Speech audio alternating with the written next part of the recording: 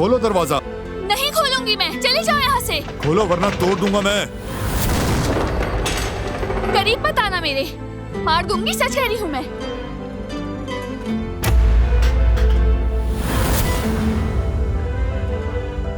चलो। इतनी जिद क्यों? मैं चाहती हूँ कि तुम चले जाओ। तुम नहीं चाहती कि मैं घर जाऊं। तुमने मेरा दिल तोड़ा है और ना ही तुमने अभी तक मुझसे माफी मांगी थी। वो तो मैंने कबूल नहीं की थी। ठीक है, फिर मैं दोबारा मांग लेता हूँ माफी। ये तुम क्या कर रहे हो बारान? छोड़ो मुझे। माफ कर दीजिएगा, थोड़ा हंगामा हो गया। कोई बात नहीं।